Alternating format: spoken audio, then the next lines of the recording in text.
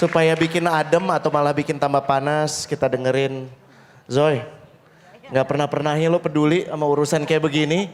Gue panggil, oke gue siap, gue mau. Kenapa? Emang bener sih, baru gue tuh milih baru ini yang kedua bener-bener milih. Yang dulu pertama kali gue sempat peduli tapi habis itu sekian lama kecewa. Tapi selalu setiap lagi pas pemilu sih pasti pergi karena bokap gue jam 9 pagi pasti udah ngetok-ketok kamar gitu ya. Dia akan mencari dimanapun semua anak-anaknya dan begini.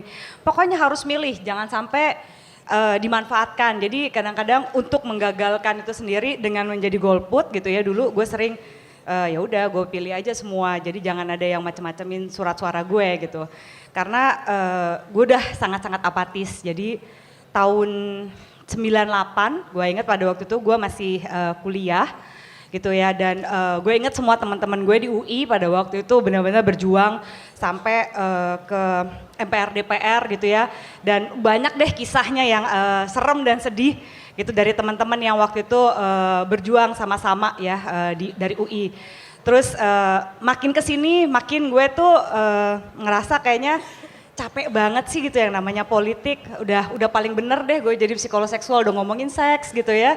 Udah yang menyenangkan gitu. Sorry. Kayaknya nggak ribet deh hidup gue. Buat yang nggak tahu ya, kalau kehidupan kamar tidur lo kurang happy, dan itu kelihatan dari lo sekarang. Kalau lo mau lihat yang kehidupan seksualnya happy, lo lihat kita.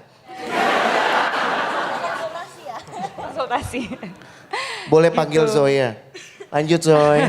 Tuh kan langsung dapat perhatian kan. Laki-laki. Durjana.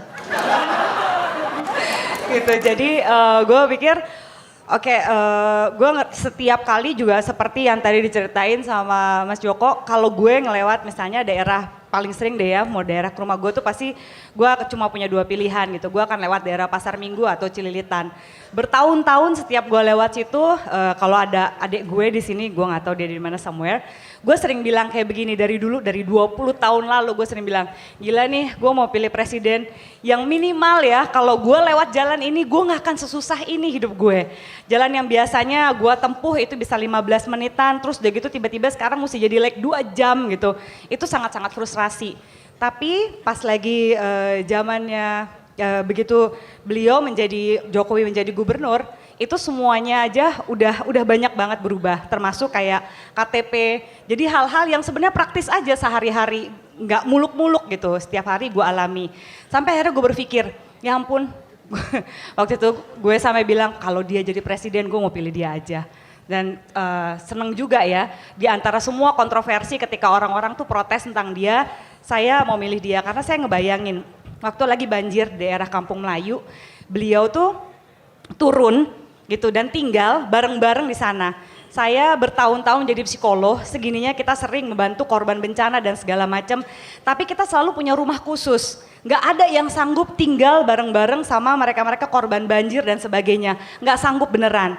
Tapi beliau tinggal dan nginep di sana bareng-bareng sama orang. Buat saya, kalau itu nggak pakai hati, nggak tahu lagi deh apa namanya.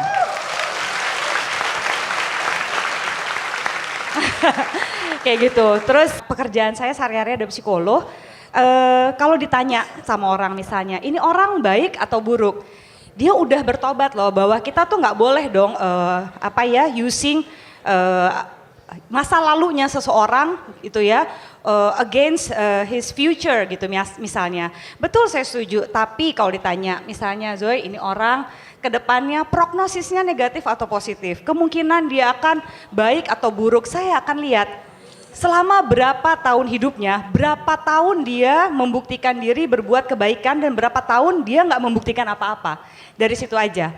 Kalau misalnya, taruhlah misalnya umur orang 40 tahun gitu, tapi dia membuktikan hal-hal yang baik hanya 1 atau 2 tahun terlepas dari masa dia lagi mau mencoba mempengaruhi publik ataupun bukan gitu. Kita lihat yang lebih konsisten bahwa kedepannya orang itu akan baik atau tidak adalah sepanjang sejarah umur hidupnya berapa tahun dia berbuat kebaikan yang signifikan yang kita bisa lihat. Buat saya. Terus yang terakhir sebelum diomelin Rene, kenapa kita mesti milih? Gitu. Pada waktu itu saya milih, saya mikir begini. Jadi berapa banyak dari Anda, kalau Anda misalnya lagi di dalam satu ruangan gitu ya, Anda bisa mendiamkan kalau ada nyamuk yang kelilingin Anda. Gitu, Anda bisa nggak diemin? Seperti itu juga kalau Anda merasa bahwa saya ini hanya satu orang, saya ini nggak signifikan, nyamuk yang lebih kecil dari Anda, ketika dia muter-muter di keliling kepala Anda aja yang bisa Anda matiin sedemikian rupa, segitunya signifikan mengganggu kenyamanan Anda, apalagi Anda yang manusia. So, please vote. Kamu filosofis banget sih ya Allah. Nggak cuma cantik, pinter lagi. Tepuk tangan lagi dong buat Zoya. Twitternya apa kakak? @Zoya Amirin, fallback kakak.